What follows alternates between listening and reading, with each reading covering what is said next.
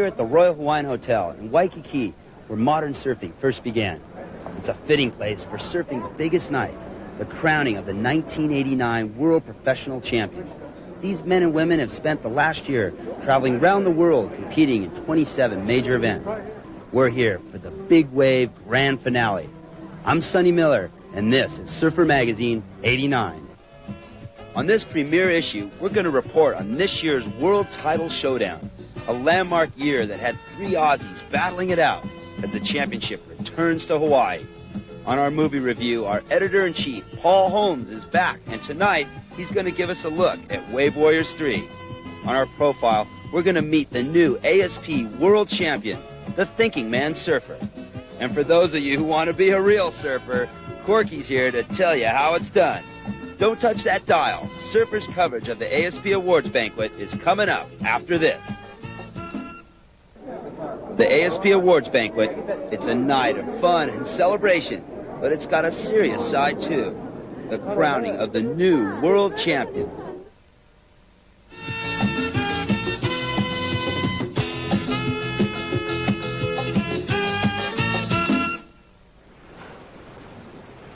A final showdown in Hawaii was something that all the top competitors were looking forward to. But where were those legendary giant waves? For some reason, the North Shore Winter Surf was the worst on record in nearly 40 years. The Pipe Masters was held in 3 to 4 foot mini tubes. And as the trials got underway at Iukai Beach Park, all the contenders could do was pray for surf and think about their strategies. I think I'd have to consider Tom a bit more of a threat ability-wise, but I think Barton's got less pressure on him than me and Tom, so you know, he could be the dark horse. He's in sort of a position that I was in last year, where I was the dark horse and everything focused on everyone else, and I just cruised up and grabbed it, but it's changed this year, and it's sort of me and Tom who've got all the pressure and all the attention, so it makes it a lot more difficult. When it all boils down to it, I'd really try and sort of keep myself relaxed and understand the situation and deal with it as much as possible.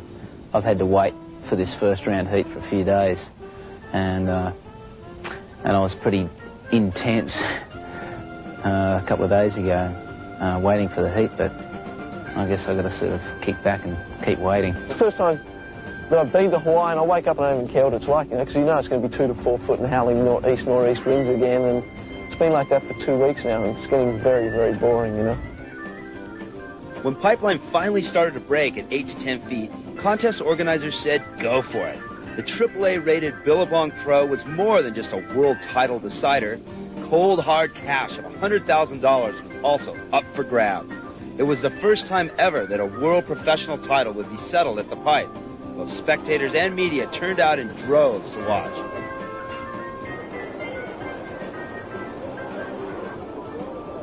From the very first heats, the action was hot and heavy as the surfers got their first taste of real power in over 2 weeks.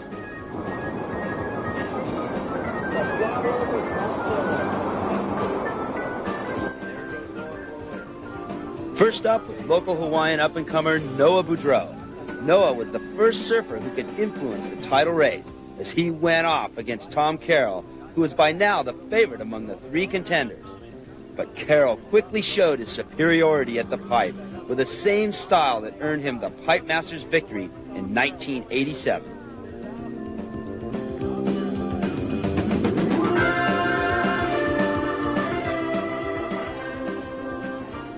Noah wasn't going to let this heat be a walkover for Carroll by picking up the first backdoor barrel of the morning and scoring perfect 10. But Carroll was feeling confident and took the heat. I'm on fire, you know, I'm fire underneath. I'm pretty sort of intense.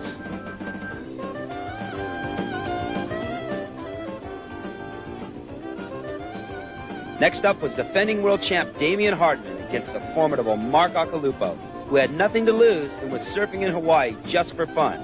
Hardman knew that his reputation in Hawaii was still in question. Well, I think the reason I haven't done any good over here is mainly because I didn't have experience the last few years. So I think I've been unlucky more than anything.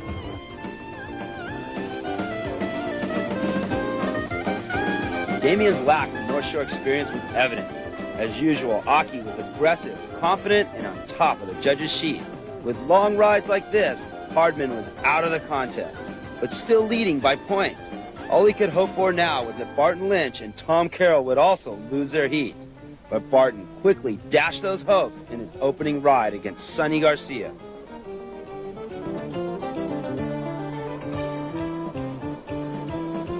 If anyone could stop Lynch, it might have been the local giant killer Garcia. But the waves, well, they just weren't going his way. On the other hand, Barton had all the game plans covered. It's one of those things that's most probably not the right thing to say, but it's the feeling I've had all year is that they'd love a Tom and Damien showdown in Hawaii, and Tom Carroll becomes the first surfer to regain the world title, beating Damien in Hawaii, blah, blah, blah, you know. That wasn't going to happen now. And as Garcia continued to get shut down and Lynch continued to pick up the right waves, Barton's world title hopes were getting closer to reality. Not bored no more. Florida's Todd Holland was next to face a world title contender, and the young East Coaster was going for it in its heat against Tom Carroll. Everyone expected Carroll's mastery of the pipeline to easily carry him through his heat. But then, the unthinkable happened. With only 2 surfers in the lineup, Carroll was penalized for interference. As Todd Holland took gas on this closeout barrel, Tom Carroll was out of the contest and out of the race with no chance for a world title victory. I just didn't, he was looking out, so I wasn't even looking at the wave, it looked like. So I just thought, oh, it might be a wave, so I had to leave him straight for it, you know. With Damien and Carroll eliminated, Barton was one step closer to the title, but he wasn't there yet. First, he'd have to beat Tom Curran in the quarterfinals, and Curran was looking hot, quickly picking up this spectacular 2.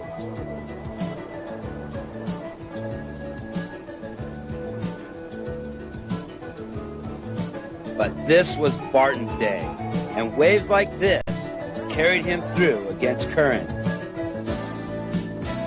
For Damien, the worst nightmare was going down, but he still had an outside chance of hanging on to his title.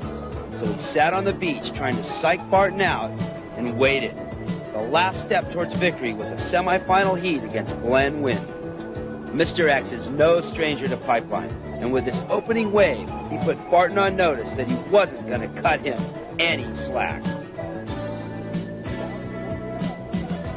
But Barton could taste victory by now, and he was charging, picking the best waves and getting barreled every time. Barton was having a magic day and was reaching out for the world title victory that had slipped away from him so many times before.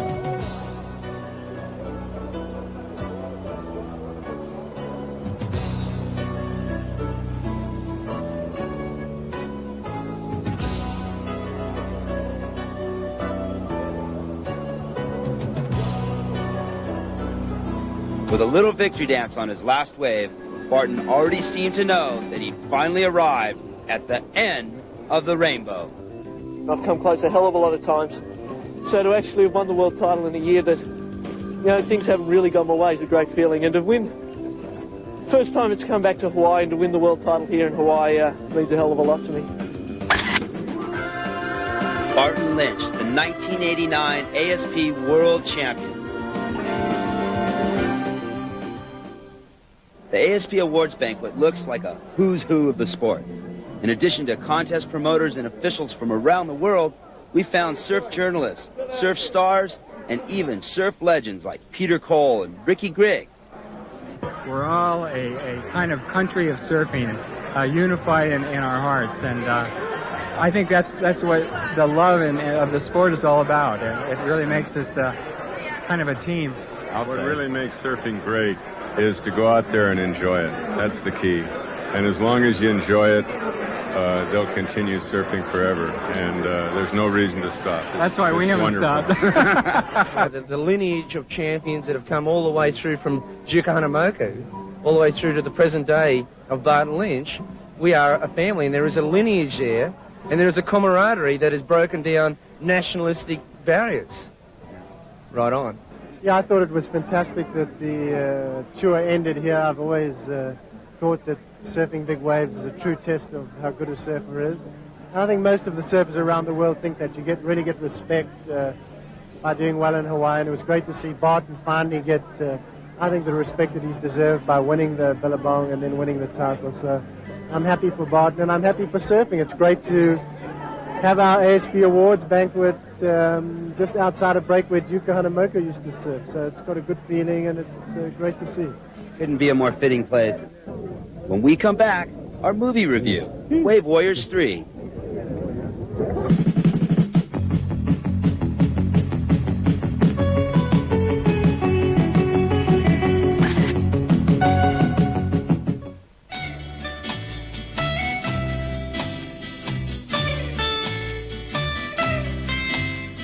Over the past couple of years, Herbie Fletcher's Astro Boys have made a huge impact on the surf world with their Wave Warriors videotapes.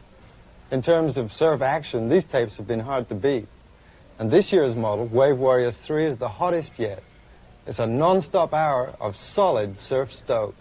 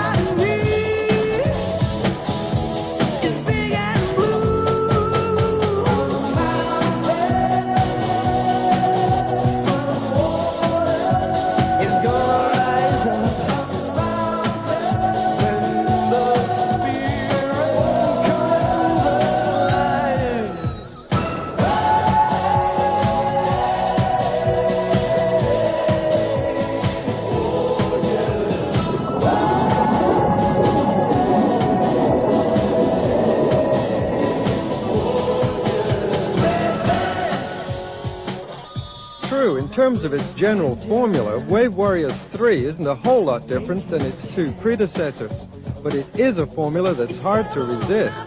Filmed the North Shore winter action with all of surfing's hottest performers, headed out all but the very best rides, had a driving rock and roll soundtrack, and let it rip. Hey, if it works, don't fix it, right? But Herbie Fletcher has added one or two good improvements in this video, most notably some great water shots filmed on high-quality 16mm stock. And this really helps give the video fast pace and high impact.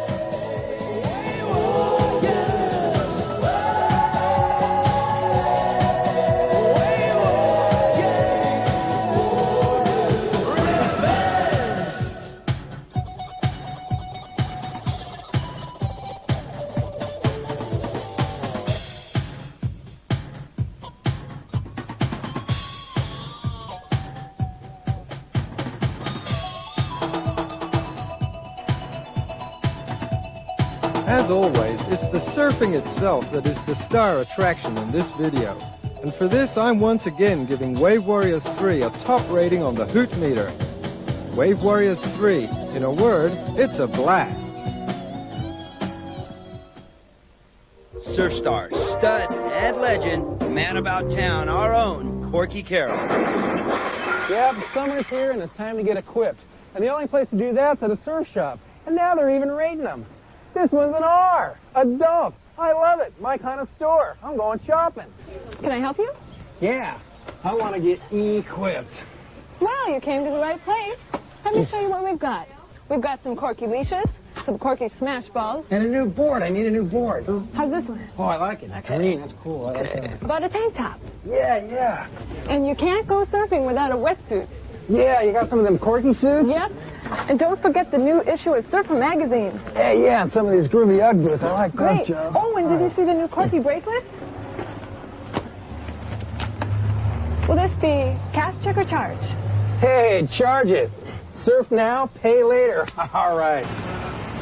I'm sorry, Mr. Carroll, but like everything else in your life, your credit is maxed out. Boomer. Jeez. Darn Auto Club? What can I get? Huh. That's okay. I can dig this. I can be equipped. I can relate. No problemo. I'm going surfing.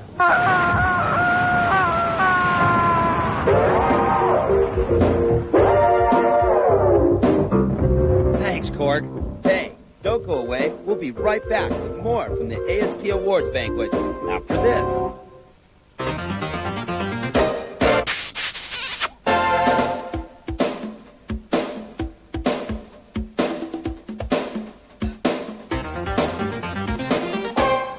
I made the paddle, but I didn't actually interfere with him. So they score an interference. They take my third scoring right off me. So, after the heat, checking the sheets out and realising it was a 4-1, I didn't really need to go for that wave anyway. So, voila. What more can you do? At least if you're against your opponent and it decides that you've got control of your destiny. But when you're waiting for someone like Karen or Glenn Winton or anyone to beat Barton, as it turned out, it's more frustrating. But it's been said before, it's like the person who wins is going to have to deserve it. It's going to have to kind of put their life on the line in some way, shape or form and sort of go balls to the wall to win it, And I suppose the thing I'm proudest of is the fact that I've won here in Hawaii, and I've won an event here in Hawaii. Because I'm the first to admit that I'm not the world's greatest big wave rider, but I'm working towards being there, The 1988 women's world title race was just as heavy as the men's. The 10-event international tour saw Frida Zamba regain her crown from Wendy Botha. Frida surpasses legendary Margot Oberg for her career world title. Congratulations, Frida.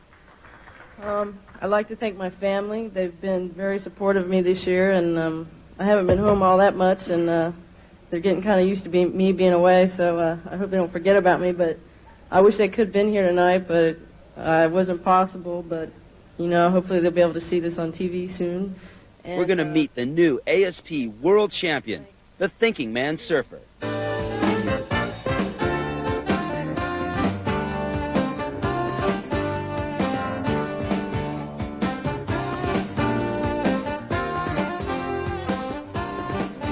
At 25 years of age, the new world professional champion Barton Lynch brings a fresh new image to the sport of surfing. He's outgoing, always ready with a joke and a smile, and a lot more accessible than many past champions. What's more, Barton always has an opinion, which has earned him a reputation as the thinking man surfer.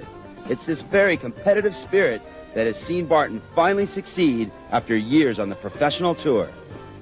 I've put a lot of time and a lot of energy in the mental department into it. I think about what I'm doing, possibly a little more than what other people do, and possibly, at times, possibly a little bit too much. The ultimate wave for me is whatever Mother Nature throws at me. I mean, I don't go out surfing looking for a specific type of wave. It's, whatever, whether you're in Hawaii or Australia or whatever you're dished out at that point in time is what you're meant to ride, and that's what you ride. I surf for a feeling, and that feeling's kind of doing the best you can. I've always wanted to be the best. I've always liked competing no matter what it is, whether I'm playing chess, backgammon, tennis or surfing, So here it is. Barton Lynch.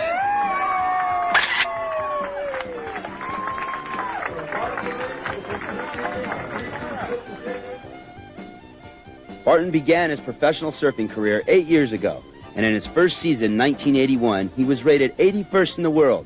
By 85, he was runner-up for the World Championship. He slipped to 12th in 86, but after winning the prestigious OP Pro in Huntington Beach, California, and the OP Lacanau Pro in France, he rebounded to 3rd in the world for 1987. First year I made a run at the world title, I didn't really set out with that in mind. I just set out to finish in the top 5. And then kind of going into the last leg, I kind of figured, shoot, I've got a chance here. Really what it boils down to is just getting out there in the water and performing in 20 minutes. And if you've got too much on your mind at that stage, you're going to lose. There's a time and place for everything. I love it with a passion. I mean, nothing quite matches that feeling when you're standing on the beach and you've got adrenaline rushing through your body. And you don't really know how you're going to go. You don't know whether you're going to live or die. And it's basically what you know and what you have pitted against Mother Nature. And if what you've got's pretty good and you can handle it, you know, you come out on top. And that's a great, I don't think there's any better feeling on earth than that.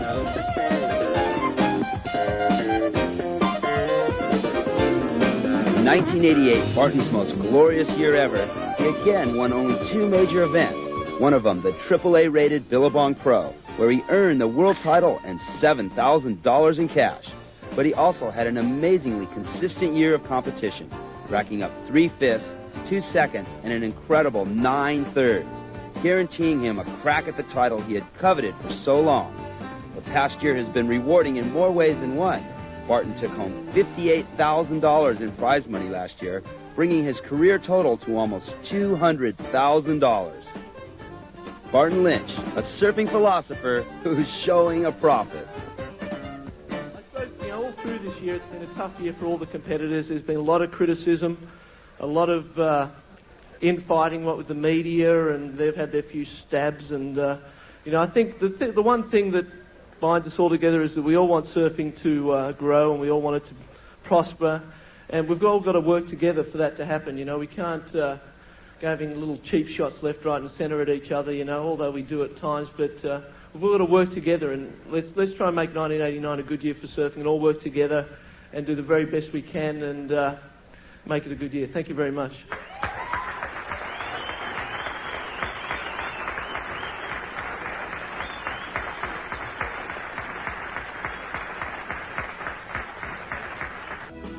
This year we have a new segment that we'll have every week. We call it Pipeline, the very latest surf news and information from around the world.